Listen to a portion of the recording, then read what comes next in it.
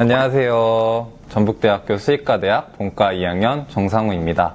특수동물을 키우시거나 키울 예정인 분들을 위해 반려인으로서 알아두면 좋을 몇 가지 내용을 저희가 준비했는데요. 그럼 들으러 가보실까요?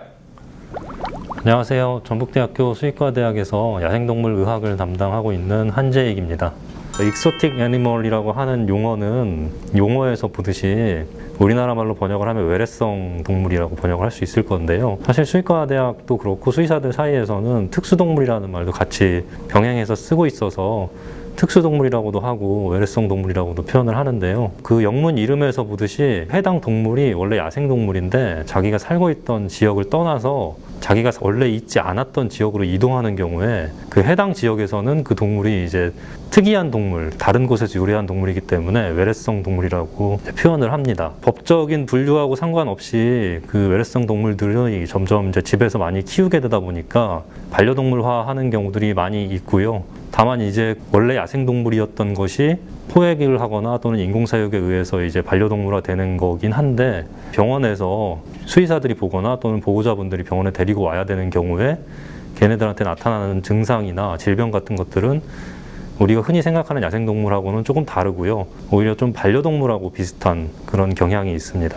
말씀드린 것처럼 외래성 동물이라고 하는 동물 자체가 원래 야생동물이다 보니까 사육을 하는 데 있어서 제일 중요한 거는 그 동물이 원래 살던 환경을 그대로 재현해 주는 겁니다. 그러니까 예를 들면은 집에서 그 어떤 외래성 동물을 키운다고 하면은 사육장 크기는 허용할 수 있는 한 최대한 크게 해주는 것이 좋겠고요. 그 동물이 원래 살던 곳의 온도라든지 습도 그리고 바닥 환경 같은 것들 이런 것들을 원래 그 환경을 최대한 그대로 재현해 주는 것이 사육하는 데 있어서 중요한 점이라고 할 수 있겠고요. 또 하나 그 종의 특징적인 특성 같은 것들을 좀 고려할 필요가 있겠는데요. 앵무새 같은 경우를 예로 들어보면은 앵무새들은 보통 쌍으로 생활을 하거나 아니면 집단 생활을 하는 경우가 많다 보니까 그런 종이라고 한다면 집에서 사육할 때도 가급적 혼자 있지 않게 하는 것이 굉장히 중요하겠고요. 또 하나는 앵무새 자체가 사회 활동을 하는 지능이 높은 동물이다 보니까 그런 것들이 충족될 수 있도록 행동풍부화 프로그램도 집에서 갖춰주시고 여러 가지 장난감이라든지 활동할 수 있는 다양한 액티비티들을 집에서 제공해 주시는 것이 굉장히 중요합니다. 그리고 또 하나 뭐 예를 들어보면은 많이 키우시는 파충류 종류들을 보면은 변온동물이다 보니까 자기의 체온을 자기가 필요에 따라서 조절할 수 있는 환경 하에 있어야지 사육 조건이 조금 더 좋다고 이야기할 수 있겠는데요. 예를 들면은 케이지를 최대한 크게 다양하게 구성해 주는 것은 당연한데 케이지 안 온도를 일정하게 해주시는 게 아니라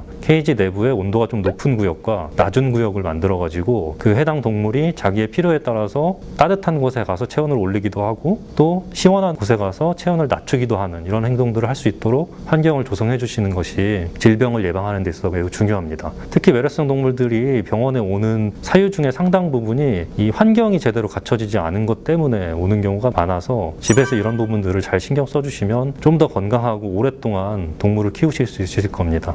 반려동물하고 사실상 거의 비슷하다고 보시면 되겠고요. 집에서 관찰하실 때 특히 중요한 부분은 활력하고 식욕, 그 다음에 배뇨 배변이 기존과 원활하게 잘 유지가 되고 있는지 아니면 변화가 있는지를 보시는 건데요. 예를 들면 활력이 평소보다 좀 떨어진다든지 앵무새의 경우는 소리를 내는 게 조금 줄거나 너무 심해지거나 또는 목소리가 바뀌지 않는지 이런 것들을 보시는 게 있겠고 당연하겠지만 아플수록 먹는 게 줄어들기 때문에 평소 먹는 것보다 적게 먹고 있지 않은지 이런 것들을 보셔야 되겠고 또 하나는 배뇨 배변의 상태 그리고 양, 빈도 같은 것들이 되겠습니다. 특히 적게 먹는 애들 같으면 이제 정말로 식욕이 떨어진다고 하면 배뇨하는 거나 배변하는 거의 양도 줄기 때문에 식욕이 떨어지는 게 의심이 된다고 하면 배뇨 배변의 양도 같이 줄고 있는지를 함께 보시는 게 좋겠고요. 집에서 조심하셔야 되는 거는 외래성 동물도 일종의 야생동물이다 보니까 야생성을 갖고 있게 마련이고요. 그 얘기는 증상이 있더라도 자기가 참을 수 있을 때까지 최대한 숨기는 습성이 있다고 하는 점입니다. 그래서 집에서 면밀하게 보시지 않으면 굉장히 많이 아파진 상태가 된 다음에서야 눈치채시게 되고 그런 경우라고 하면 병원에 왔을 때 치료하는 행위 자체가 그 동물이 견딜 수 없는 어떤 스트레스가 되기 때문에 집에서 이 아이가 평소에 하던 행동이나 평소에 먹던 것들 평소에 배설하는 것들 이런 것들의 변화가 조금이라도 의심된다고 하면 병원에서 상담을 하시고 필요하다면 병원에 내원하셔가지고 검사를 받고 필요한 처치를 받으시는 게 중요하겠습니다.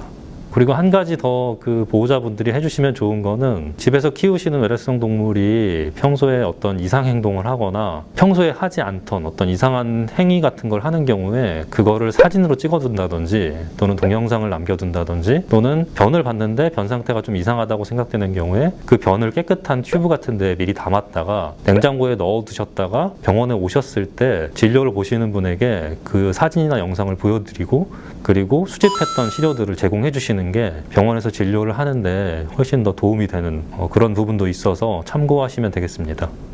멸종위기에 처한 야생 동식물의 국제거래를 규제하기 위한 협약이라고 보시면 되겠고요. 1973년도에 워싱턴에서 체결이 된 협약이다 보니까 워싱턴 협약이라고도 이야기합니다. 우리나라는 1993년도에 이 협약에 가입을 해서 현재 적용을 받고 있는 나라가 되겠고요. 각 특성에 따라서 3개의 어펜딕스로 동물들을 구분해 놨는데 우리나라 같은 경우는 그거를 이제 급이라고 이야기도 하고 부속지라고도 이야기하는데 1급의 경우는 멸종위기에 처한 야생 동식물이 되겠고요. 2급 같은 경우는 보호가 없이는 멸종위기에 처할 가능성이 있는 그런 야생 동식물. 3급의 경우는 국가별로 이제 필요에 따라 지정한 동식물이 되겠는데 현재 동물 같은 경우는 600종 정도가 사이테스 종이라고 하는 범주 안에 포함되어 있습니다.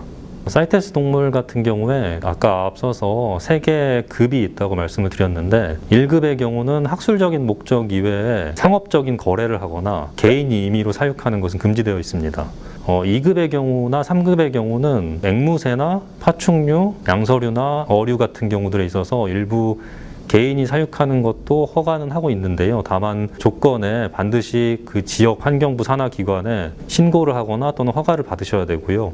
또 하나 주의하셔야 되는 거는 허가를 받았다 하더라도 그게 이제 본인이 사육할 수 있는 허가이지 다른 사람에게 임의로 양도할 수 있는 허가는 아니기 때문에 양도하시는 경우에 반드시 신고를 또 따로 하셔야 됩니다.